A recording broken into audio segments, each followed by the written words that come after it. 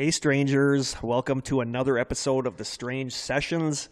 I am Kurt, and with me, as always, is my swarthy co-host. Swarthy? I don't even know what swarthy I was means. Gonna say, is that good? Did you just insult me, Kurt? I don't know. Hang on, I'm not even 100%. Google it? We're going to look this up. You're gonna Krista, by the way, mail. my co-host Krista. We had an interesting arrival here at the school. We came ready to do our episode. What's it mean? To interrupt. What? If you're listening to this, that means that we could not get to the studio this week to record an episode. This is a filler episode. So this is technically a filler episode. Mm-hmm. We're going to try to maintain our usual high standards of quality. But we're discombobulated because we got here and we were locked out of our studio. So we had to set up in this classroom next to our studio. And it's very echoey in here, but we're hoping that that doesn't get picked up on the microphones. If it does, it's a filler episode. Too bad. So it's a little different. Consider this a Strange Sessions light. Yeah, it's a bonus episode. Yeah, it's not the full-bodied, meaty episode you're used to. It's the reduced fat one. It's reduced fat. It's the vegan one. All right. Swarthy means olive-skinned. You're kind of swarthy. I have an olive complexion. You're kind of swarthy. See, I wasn't insulting you. That's weird. I didn't know that's what that meant. Cool. But we really don't have any housekeeping because God only knows when this episode is going to be aired. Right. Technically, I could be dead when this episode is aired. That's not pleasant to think about. No, that isn't pleasant to think about. Hopefully I'm not. You didn't open that envelope, did you? What envelope? That tells you when you're going to die. Oh, no, I didn't. Okay, good. I burned it. Sweet. After your logical I hope you listened argument. To the previous episodes. Or that's going to make absolutely no sense no idea what we're talking about. We're recording this in June. Yeah. So it could be November by the time you hear this. It could be November. It could be January. Who knows? Might not even ever release it. It might be like valuable one day as like the lost episode. We might go missing, and this will be the clue to what happened to us. That's scary. I'm so thrown off being in this other room and weird. Not in our studio. We're like further apart than we usually are. So it's kind of dark in here. We're around this weird table that we couldn't actually figure out how to open all the way. So we're making it happen, though. Yeah, we're doing this. We're doing this for you. With the punches. We're got good this. at rolling with the punches. And I didn't have to crawl through any ductwork or anything. So. No. Considered it, but didn't have to. Did. Knew I'd get stuck. We don't really have any Yeah, it's hard to do housekeeping because we don't know when this will be out. Yeah. Let's skip the housekeeping. So we're going to first start with a shout out, but to get away from our usual new member shout outs because we don't know again when this is going to air. Right. That'd be weird. I decided to do a historical shout out. And this is a story that I've been fascinated with since I heard about it. Some of you probably already know this, some of you don't. But I am giving a shout out to Stanislav Petrov, who is Russian. What? As you could gather. No? Really? So some of you may have heard about him, but if not, this is a really fascinating story, and this guy deserves a shout out like crazy. Okay, I'm ready. Early in the morning of September 26th, 1983, 44-year-old Stanislav Petrov was a few hours into his shift as the duty officer at Serpukhov 15, the secret command center outside Moscow, where the Soviet military monitored its early warning satellites over the United States. 3 weeks earlier, the Soviets had shot down a Korean Airlines commercial flight after it crossed into Soviet airspace, killing all 269 people on board, including an American congressman. President Ronald Reagan declared the Soviet Union a, quote, evil empire. The Soviet leader, Yuri Andropov, was obsessed by fears of an American nuclear attack in retaliation for the downing of the Korean plane. It was easily one of the most tense times in the Russian-American Cold War. Wow. Shortly after midnight, the bunker's computers reported that a Minuteman intercontinental ballistic missile was headed towards the Soviet Union, shot from somewhere in the United States. Petrov thought that more than one missile would be launched in the event of a nuclear attack, so he decided that it was most likely a computer malfunction. Then, the computers reported that 4 more missiles had just been launched from the United States.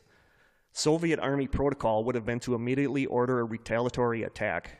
In 2003, Petrov told the BBC's Russian service, quote, "The siren howled, but I just sat there for a few seconds staring at the big, backlit red screen with the words launch on it, which then changed to missile strike with near 100% reliability. There was no rule about how long we were allowed to think before we reported a strike, but we knew that every second that we were allowed to think before we reported it took away from valuable time that the Soviet Union's military and political leadership needed to be informed without delay. All I had to do was reach for the phone to raise the direct line to our top commanders. But instead of doing that, with as many as 100 people in the command center watching him, Petrov called it in as a computer malfunction. Petrov later told the Washington Post, quote, "I had a funny feeling in my gut. I didn't want to make a mistake. I made a decision and that was it." Petrov went on to say, 23 minutes later, I realized that nothing had happened. If there had been a real strike, I would have known about it. It was such a relief. In the years since, several high-ranking KGB members have stated that they have no doubt that if a call had been made, the Soviet Union would have retaliated with a nuclear attack on the United States. It later emerged that the false alarm was the result of a satellite mistaking the reflection of the sun's rays off the tops of clouds. Oh, my God. Yeah. Petrov was never honored by the Soviet authorities for his role in saving the world from thermonuclear conflict. He was, however, reprimanded by authorities for failing to describe the incident correctly in his logbook that night. What? His story did not become known until 1998 when General Yuri Volintesov, the retired commander of Soviet missile defense, published his memoirs. In the following years, he was honored by the Association of World Citizens at the UN headquarters in 2006 as, quote, the man who averted a nuclear war. In 2013, he was awarded the prestigious Dresden Peace Prize. He was also the subject of a 2013 documentary film entitled The Man Who Saved the World. So it's kind of crazy that I've never heard of this guy. It's weird. Yeah, the first time I heard this, I was like literally floored by this. Well, yeah. I'm like, I know you know this, but I'm fascinated by Cold War stuff. Number stations, etc. Yeah, like I don't know if this is controversial or not, but I really like Russia. I like the history of Russia. I like, just everything about Russia. I'm fascinated with it. And it's just amazing that this one moment could have changed the world. Yeah. I mean, it was the fate of millions. Yeah, and it was basically in the hands of this one guy who didn't do what he was supposed to do. Just followed his gut instinct. He followed his gut and his intuition. Who knows what would have happened if he would have called the commanders. Right. I mean, like I said, that a lot of the people in the KGB said they have no doubt that they would have launched nuclear missiles against the United States. That's crazy. So on this one night in 1983, everything came down to this one guy making this split-second decision. Thanks, dude. So he died. I was a youngin'. He died a couple of years ago. Okay. He always downplayed it, saying that, if we had launched a nuclear attack, it would be a hell of a lot more than 5 missiles. Mm-hmm. But other people say that if he would have, because in Russia, they hammer into your head what you're supposed to do. And other people in the KGB said if he did what he was technically supposed to do, he would have automatically called in and started World War III. Or anyone else in that position would have done it. Yeah. They would have just So Stanislav Petrov deserves a shout out from us. Yeah. Thanks, dude. Yeah, because of you, we're still here. So thank you. Word. So that's my shout out for tonight. Sweet. I don't have any You never really heard of that? No, I've never heard of it. No, it's a super fascinating story. I feel like that should be in the history books and stuff. There's a lot it's about it online. amazing what's not taught in history classes now. I know. I mean, if it's not something that we did, chances are you're probably not going to hear about it. Right. And now we're going to do a taste test. We weren't going to do one because it's a filler episode, but I happened to see something at the gas station on the way here. So, I just ate a sub, so I'm full. Krista just ate a sub from But I'm going to Subway. man up and taste it anyway. But are you ready for tonight's? I'm ready. Let's do this. It's a long... It is a beef stick. It is a Crave stick. Ooh, Crave. Rosemary, lemon, turkey with white beans. No. Is Crave the same one? No, that was Epic. Yeah. Crave makes really good beef jerky. It's really tender and I have never delicious. heard of rosemary, lemon, turkey, and white bean. With beans. It's sort of like turkey stick. Thanksgiving dinner. It kind of is. In a stick. So we're going to give hormones. it a try. I'm excited. Not really. I don't know. I like the Crave products, so I have high hopes. I just have to figure out how to open it. Yeah, how exactly? Gonna do the sniff test first. I don't smell any rosemary or beans or turkey. Open mine. It smells like beef jerky.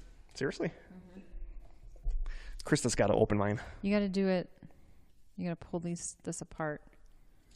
There you go. Oh, I was doing it the rough, manly way, trying to tear it in half. Oh, it does smell like a beef jerky. Yeah, it doesn't smell like turkey or rosemary or beans. Ready? I'm ready. It's much drier. It has really good flavor, but it's much drier than I was expecting it to be. It's really dry. Mm-hmm. Wow. It's good. Mm-hmm. I actually taste the beans. Mm-hmm. I taste the rosemary. It's actually really good. I like it. I like it too, but I don't like it really dry. So this is gluten-free, no nitrates, no added hormones. Okay, this is actually really good. Turkey raised without antibiotics. Yeah, it's got good flavor. Crave stick, rosemary, lemon, turkey with white beans. Did you I take don't a taste picture? the lemon either. Oh, no, I didn't. Good call, Kurt. That's what I'm here for. I don't like that it's really dry. It's like a turkey, a beef stick. I'm chewing like right into the microphone. That's got to be super annoying. I am too. Sorry, listeners. Oops. Now I have like the whole snap into a Slim Jim thing in my head. I actually really like that. I do too. I think it's good. So what do you think out of 10? I give it, for flavor, I'd give it like a 7. But for texture, like a 5 because it's too dry. Yep. I'm going to give it a 7 overall. I think it's good. I just think it's really dry. Mm-hmm.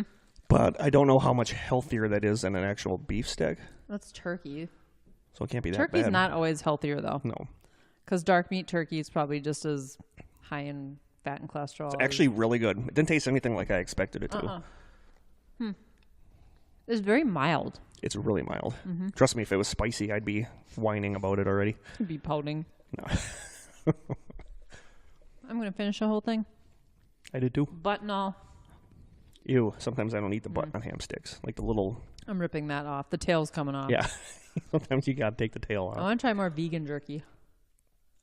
Oh, it's For surprisingly Bridget. good. We'll do it for Bridget.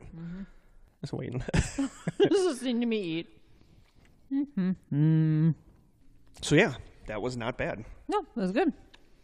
We've had a couple winners. I kind of want another one. It's got really good aftertaste too. A lot of times with beef jerky, you have like a film in your mouth or some kind of this weird. one has like it's nothing. good. Cool. All right. All right, you ready for the main topic? Yeah, I'm excited. Like I said, this is It's another one I being don't a know. filler episode. I don't know how long it's going to be. I don't know if it's going to be as long as the usual ones, but we'll see. We just wanted to give you guys something so you could hear us. Mm-hmm. That sounded really egotistical. I didn't want to sound like that.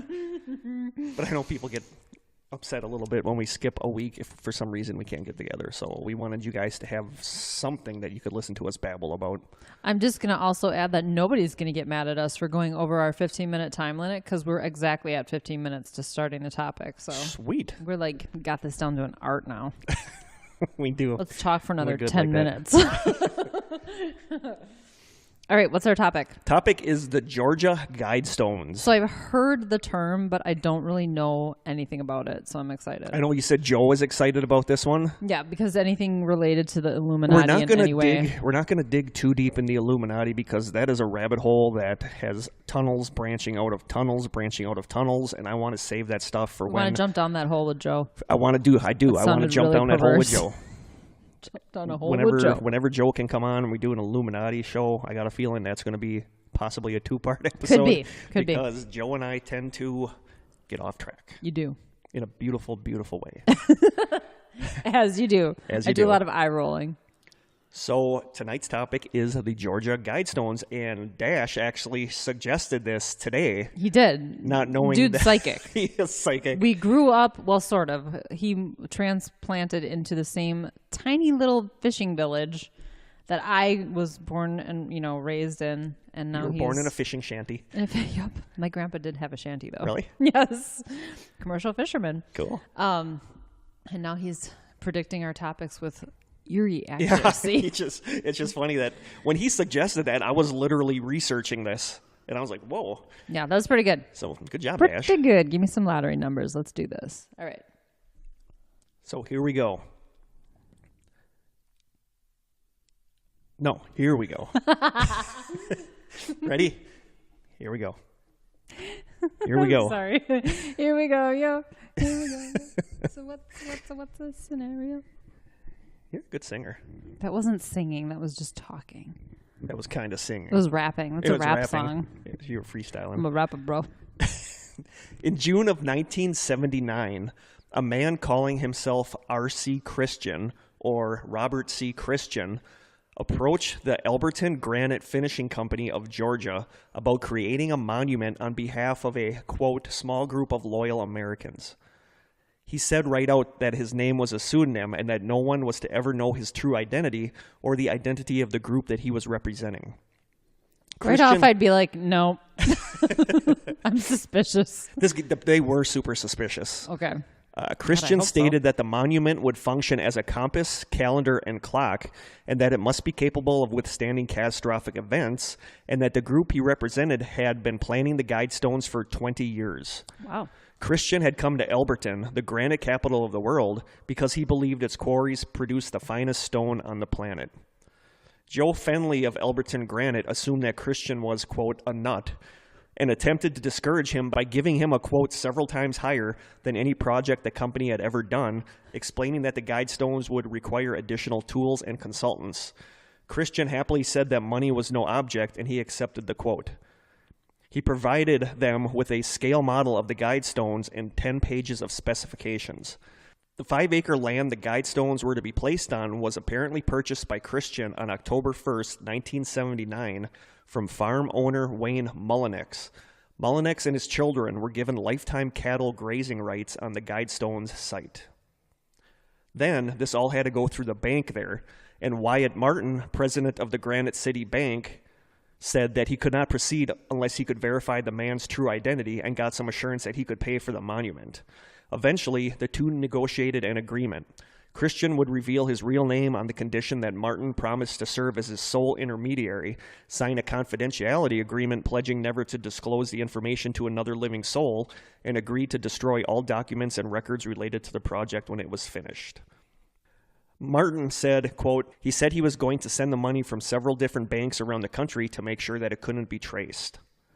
With the money situation sorted out, Christian returned to the Granite Company, said goodbye to Fenley, saying, quote, you'll never see me again, and walked out the door.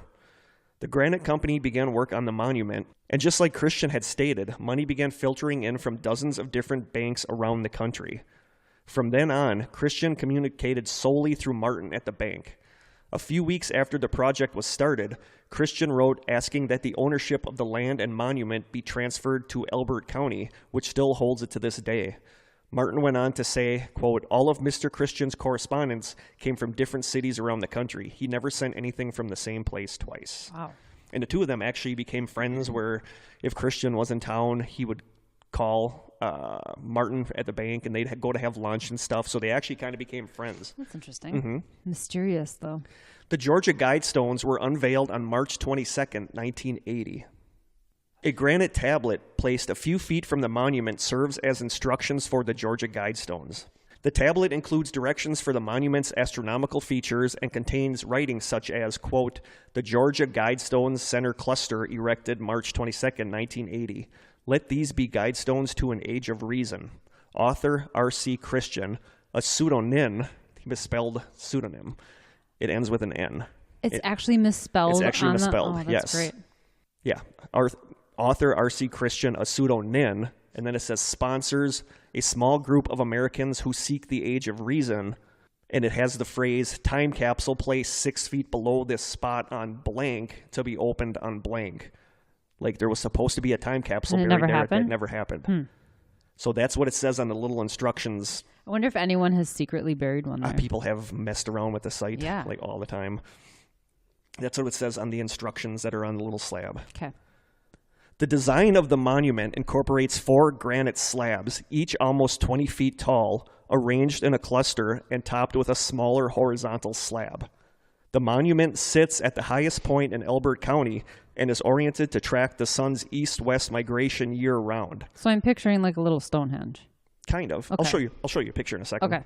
One of the rocks has a slot cut into it through the rock that they call the mail slot. On an equinox or solstice, visitors who stand at the west side of the mail slot are positioned to see the sunrise on the horizon.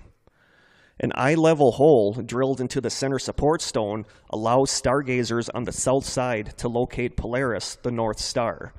And a 7/8 inch hole drilled through the capstone focuses a sunbeam on the center column, and at noon it pinpoints the day of the year.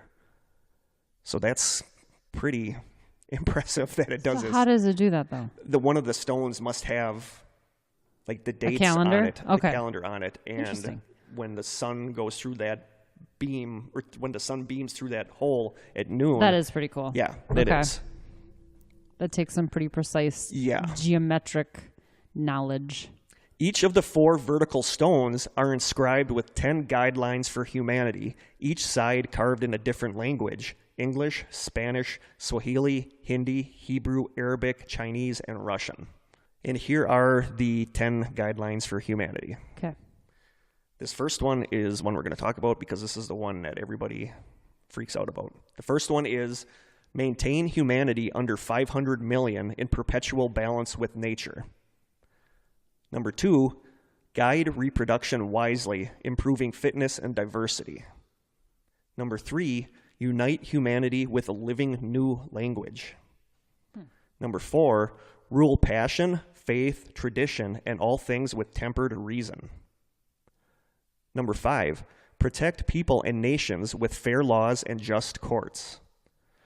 Number 6, let all nations rule internally, resolving external disputes in a world court.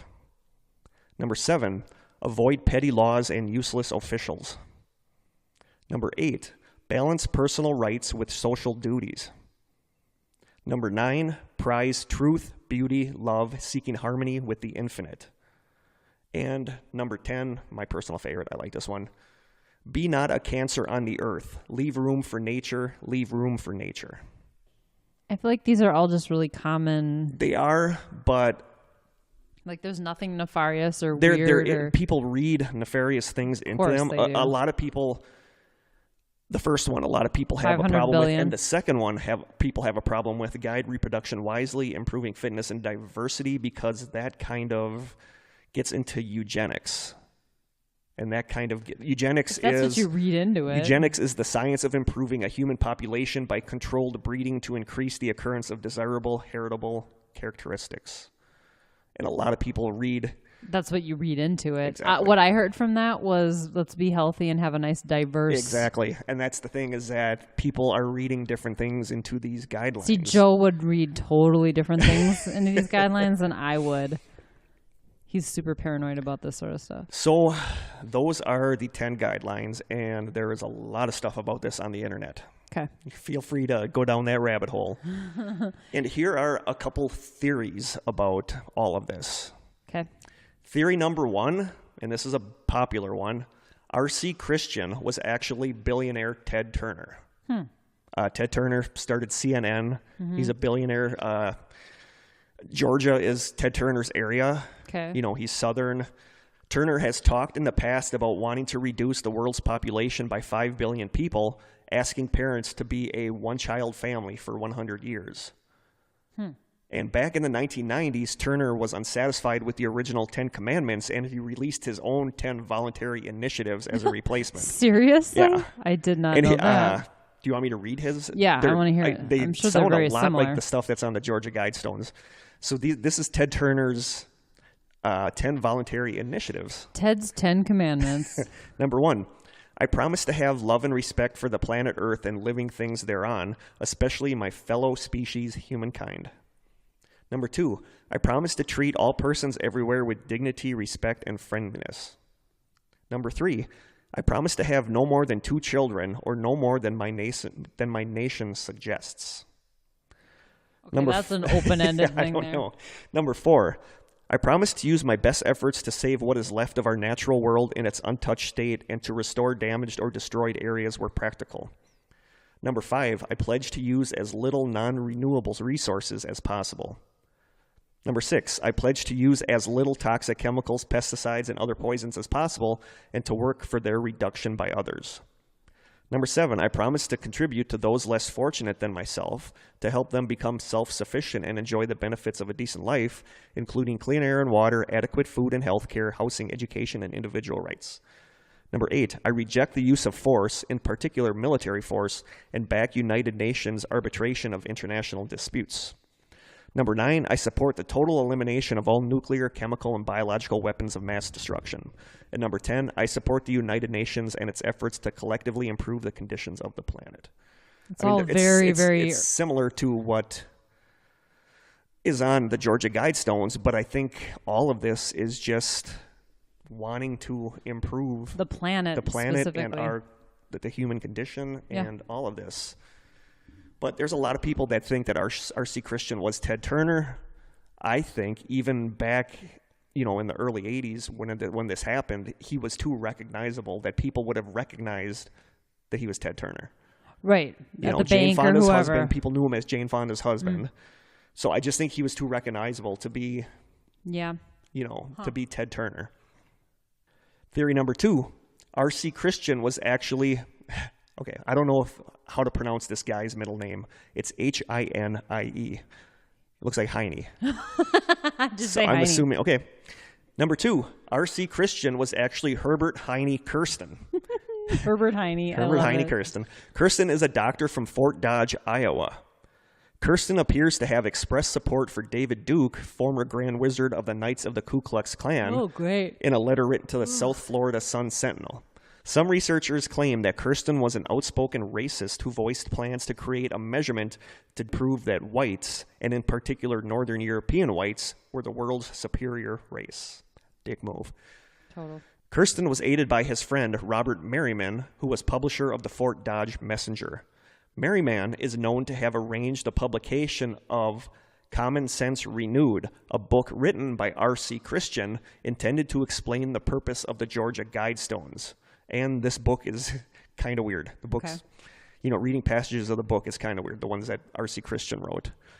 In R.C. Christian's Age of Reason, even if the state allows you to have children, you will be required to raise them under strict conditions so as to, quote, mold their characters and to develop their potentials as socially worthwhile adults.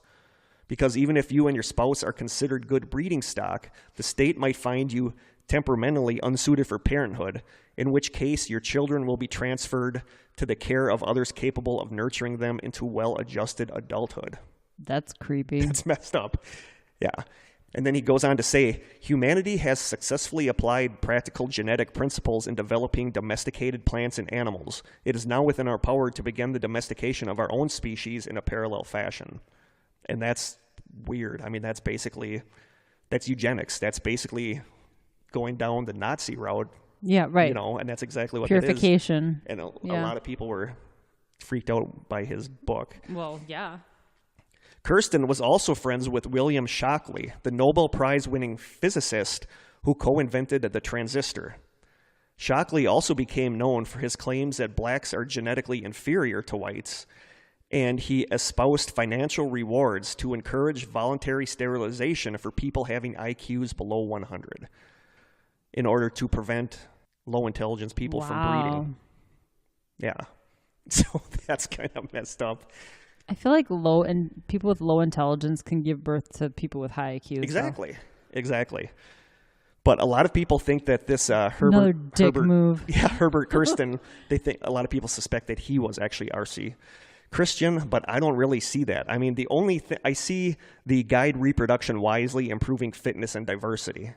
I can see where people would read eugenics into that. Yes. But I also see what you said. I also see, it's just like kind of an open-ended statement where you can read whatever you want, and I don't see anything about racism or... No, diversity to me is the opposite or any of that stuff in there. Right. So I'm kind of not going for that one either. And now we get to number 3. The Guidestones are satanic. This is a big one. At the unveiling of the monument, a local minister proclaimed that he believed the monument was, quote, for sun worshippers, cult worshippers, and devil worshippers. Some people believe that the monument is to be used in human sacrifices or in sex magic. Conspiracy researcher and author Mark Dice has referred to the Guidestones as, quote, the 10 Commandments of the Antichrist, and that it should be smashed into 1 million pieces and then the rubble used for construction projects. David Reagan, an evangelist in McKinney, Texas, says, Quote, "The Bible tells us that Satan disguises himself as an angel of light and that his servants disguise themselves as servants of righteousness. Isn't it interesting that the man who financed the Georgia Guidestones called himself R.C. Christian? Is that a coincidence or a revelation?" Here's a point. There are reports that there was a man named Charlie Clamp who sandblasted over 4,000 4-inch letters into the Guidestones. He was the one that etched the writing into the Guidestones. And as he carved the words, quote, "to an age of reason," into the granite, he says that he heard strange music and disjointed voices. Not buying it. No. Not buying I what I'm feel selling. like saws make weird noises and they're high-pitched and Yep. cutting into granite. I don't know. In March of 2015, a commercial drone flyer from the YouTube channel Phenomenal Travel Videos captured footage of what seems to be a puddle of blood that recently appeared on top of the monument. Some claim it could be anything from a bird dropping its prey, a tossed bucket of red paint, to a blood sacrifice, which relates to an event like a recent solstice. A lot of people are particularly concerned by the instructions that instruct survivors to unite the world with one common language and essentially bring the globe together under a one-world government, an act which they believe to be the work of Satan himself, or, theory number 4, the Guidestones were put up by the Illuminati / New World Order / Freemasons. This is for you, Joe. Yeah, and that does tie into the whole one powerful The one entity. government, one world government. We'll get into this a lot more when we have an episode on the Illuminati because, like I said, there's layers upon layers of stuff there. So we'll get more into that when we have Joe here to discuss this. But most of this theory comes from the first guideline about keeping humanity below 500 million. A lot of the Illuminati stuff boils down to the fact that they want to greatly diminish the world's population to rule it easier with a one-world government. Many Illuminati theorists believe that the monument encodes the dates when the New World Order / Illuminati will begin what they call the Great Culling, where they will kill off billions of people. Okay, so what is the number? 500 million or 500 billion? 500 million. And right now Still we stand a lot around, of people. Right now we stand around 7 billion people on the planet, I believe. I feel like 500 million is still a boatload of people. Yeah. How do you call that easily to control? In order to kill off 7 billion people to get down to 500 million That's people. a lot of people to That's kill. a lot of people to kill off. And one of the theories with the Illuminati stuff is that they are planning something called a Great Culling, where they're going to massively kill off a ton of people. Alex Jones' film Endgame, Blueprint for Global Enslavement, proposes that the Guidestones are a harbinger of self-appointed elites who intend on exterminating most of the world's population. According to Mark Dice, the elite are planning to develop successful life extension technology in the next few decades that will nearly stop the aging process. Dice goes on to say, and they fear that with the current population of Earth so high, the masses will be using resources that the elite want for themselves. Dice went on to say about the Guidestones, quote, "They're also a way for the elite to get a laugh at the expense of the uninformed masses, as their agenda stands as clear as day and the zombies don't even notice it." And that's a big thing with the Illuminati, is that they supposedly have signs. They hide their stuff everywhere, like on a dollar bill. They hide all their stuff in plain sight and laugh at us because we're so stupid that we don't realize it. But a lot of people believe that the Guidestones are something by the Illuminati or the New World Order. Okay. We'll get into what I believe is the last theory. All right. Theory number 5, the Guidestones were put up by and I really like this one. I'm going to go on record as saying that I'm kind of fascinated with this, and I kind of want to do an episode about these guys. Okay. Number 5, the Guidestones were put up by a secret society called the Rosicrucians. Rosicrucianism is a secret society of mystics allegedly formed in late medieval Germany, devoted to the study of ancient mystical, philosophical, and religious doctrines and concerned with the application of these doctrines to modern life. Rosicrucian teachings are a combination of occultism and other religious beliefs and practices, including Hermeticism, Jewish mysticism, and ancient Christian mysticism. The central feature of Rosicrucianism is the belief that its members possess secret wisdom that was handed down to them from ancient times, and they stress reason and harmony with nature. Their name, Rosicrucian, comes from the Latin term for rose cross or rosy cross. One of their oldest manifestos presents the legend of the founder of Rosicrucianism, a German doctor and mystic philosopher referred to as, quote, Father Brother CRC, who is later identified in another manifesto as Christian Rosenkreuz or Christian Rosecross, which flips around to R.C. Christian. Right, yeah. A lot of people feel that the Rosicrucians never actually existed, are a hoax, are a mass marketing scheme, or are a cover for another secret society. And there's the rabbit hole. Yeah, I spent a lot of time today looking up stuff about Rosicrucians, and it's like really, really fascinating. But I kind of buy this one. I think that the guy, the founder of it, named Christian Rosenkreuz or Rosecross, and the guy that put this up called R.C. Christian, I kind of think that's a little too big of a coincidence. Yeah, but that's is just pretty. me. I buy it. And especially that the Rosicrucians, one of their biggest beliefs is reason, and that's basically what the whole Georgia Guidestones are about, is reason. And number 5, and this is the one that I buy and is just obvious, I think, is that the Guidestones were put up by some group of people in case that the human race is wiped out. And when the stones were put up, it was the height of the Cold War. And, when this went up, I was like 13 or whatever, and people that are younger, much younger than I am, have no idea what it was like growing up during that part of the Cold War where you literally didn't know if you were going to be in a nuclear attack. Yeah, what year was that? 83 is when this went up. And people back then, you like had 6 bomb or shelters, 7. you had all this Yeah. stuff that people were legitimately frightened by the prospect that we were going to be in a nuclear war. I have no recollection of that. So. Oh, I do. I mean, it's a weird time that you really can't explain to people that weren't there through it. A well-known researcher by the name of Jay Wiedner believes this monument represents an ancient belief that the Earth goes through a major cataclysm every 13,000 years. He believes the astronomical features of this monument could possibly indicate when the next one will occur, and that the monument is supposed to serve as guidestones of instructions for humanity's survivors. And I think that that's what... That makes sense. I think that's what the purpose of What the the purpose guidestones is, is. I yeah. think where people are reading that first, the first one as being kill off people so that we get down to 500 million. We might be starting with I think much less than that. what this is for is when there's a small group of survivors from some kind of cataclysmic event, for them to read this and from them to go from this and stop at 500 million. Yeah. I don't think there's anything Nobody's gonna wipe us all No, out. I don't think there's anything about wiping out a huge percentage of the Earth's population. I think the Guidestones are there to guide a group of survivors in some sort of nuclear attack. That makes perfect sense. I think that's actually. all it is. Especially if it came about during the Cold War, like But, you said. Yeah, I honestly believe that what it is a combination of the last two. Yeah.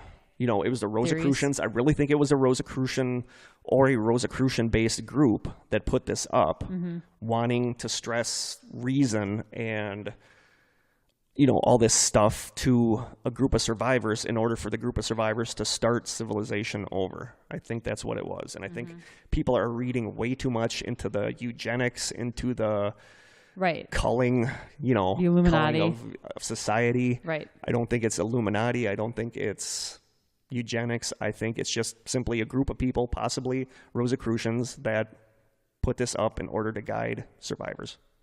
That's all I think it is. Finally, we have a theory that makes perfect sense. Exactly. And isn't totally Exactly. far-fetched. But then there's other ones that a lot of people think that this is situated above a Stargate under the ground, that boy. it is a UFO landing site because sure. it makes an X from the sky. No, okay. Not like there's not a million things that make an X Right, from the yeah. sky. And that it's situated on ley lines, which we talked about when with Rhonda was Rhonda. here, ley lines of power that going around the Earth. And that one I kind of could see. Is it? But I believe it is. I Okay. kind of looked at a map and I believe it is. But as far as a Stargate being under it, I don't know. In 2009, a 6x6x6 cube of granite was stolen from the top corner of one of the stones. 4 years later, in 2013, a man named William Ellis was apprehended in the middle of the night while attempting to put the cube back onto the monument. He later explained that he removed the stone for, quote, personal esoteric and numerological reasons, and that he decided to return it because he didn't want that weight anymore.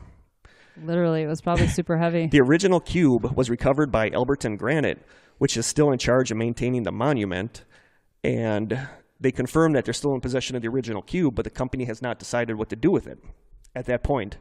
Then, in summer of 2014, a new cube suddenly appeared in the hole, featuring numbers and letters carved into its faces.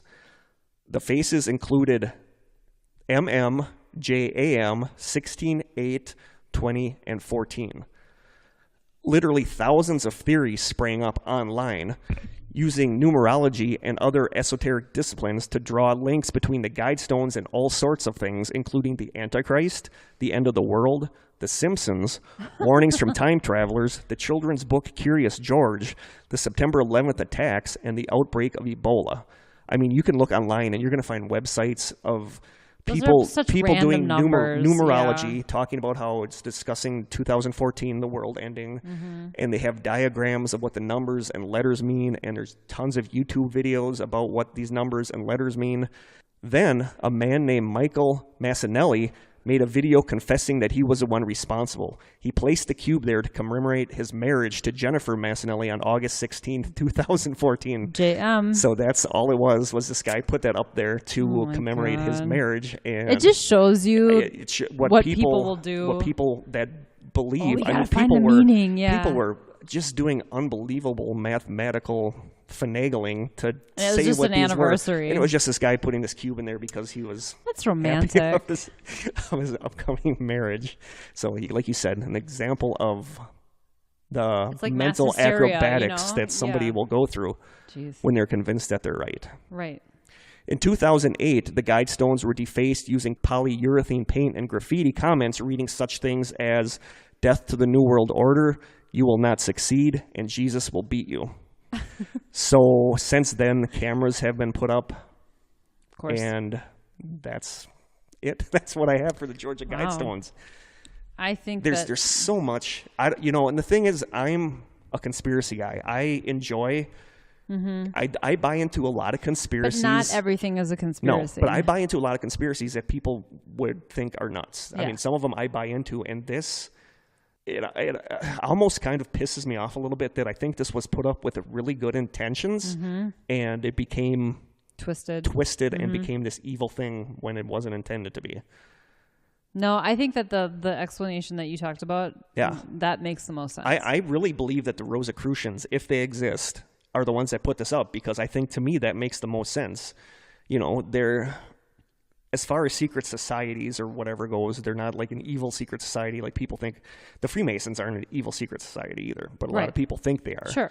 But I can see these guys who value reason above everything else putting these guides up that talk about reason. And, they're just concerned that with the way humanity was going in the 70s and 80s, that we were going to destroy ourselves. And they wanted something that would last through a nuclear attack or some kind of devastating attack that a group of 4 or 5 people survive, that they can go off of these and rebuild the population. So something that I feel was good, was intended to be something good, just turned into being defaced about Satanism and, New World Order and all that stuff. Well, and that cube, the mysterious cube at the end, that's such a perfect example of what our society does. Yeah, yeah. They read what they want. They find a way to fit what they believe into some kind of they find a way to twist it into to fit a square peg into a round hole. And they're convinced that they're right when it turns out. But then there's people that say that this Michael Massinelli was a shill, that he was saying this in order to get people off the track of the New World Order, Illuminati. Well, of course. So no, I'm not buying it. I am going on record as saying there is nothing nefarious about the Georgia Guidestones. I want to go check it out, though. I would love to check it out. It's on. I was looking at like travel sites where they have it on there as attractions, and people just write about how cool it is. How big are they? Like 20 feet. I think 20 feet tall. I'll show you a picture in a second. There'll be a picture. There'll be when we do post this episode, I'll put a picture up on the strangers and on the strange sessions. But that's what I got. Sweet. That is a Georgia Guidestones. It is nothing to lose sleep about. No, not at all. If you're one of the few survivors left in a nuclear attack, go there. Check it out. Write some stuff down.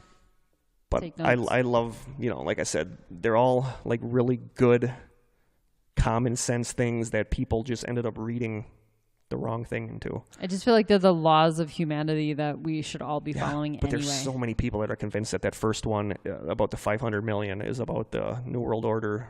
Yeah. About the Great Culling.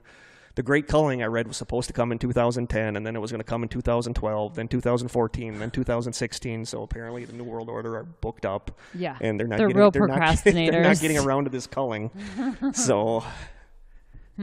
Interesting. So yeah, it is interesting, and you know, it shows mysterious. up. It shows up on a lot of like conspiracy / spooky / things, but I think there is nothing spooky or conspiratorial about this. I mean, it's mysterious. That's about it. It's mysterious, and you know, this R.C. Christian. Everybody said that they were convinced he was nuts, but then when they actually met the guy, he was like really well dressed, really well spoken, and people said that when you met him, you liked him. I mean, he wasn't some kind of kook, and he was just the leader of this group that wanted to do this. I would love to know who the other members of the group were. I do too. I'm convinced We'll never know, Rosicrucians will probably never know. I read some accounts that said that banker still had the correspondence and had all the information. But then I also read another account where he said him and somebody else went to a bridge somewhere and dumped it all into the water to destroy it. But if he did, good. I mean, that's what he promised the guy, and the guy didn't want to know. Don't think it was Ted Turner. Don't think it was the Heine guy. Heine. I don't think it was the Heine guy. So there you go. Very nice. Nothing spooky or mysterious about that. No, I could strange. be wrong. Definitely I could strange. be wrong. So if you guys disagree with me, if you do think it's a New World Order, let us know.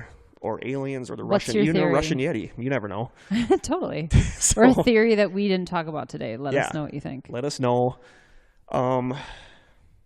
I think that's all we got. Yeah, pretty good. Not bad for a filler episode. Not too bad. You guys got to hear us babble. Right? You're welcome. Yeah. You're welcome. We do this for you because we love you guys. We do. So we'll be back at some point with a regularly scheduled episode. Yeah, probably next time you tune in. Probably. Hopefully. Until then, stay strange.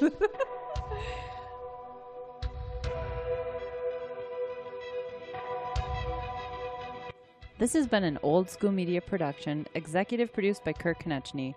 For more information and content, please visit strangesessions.com.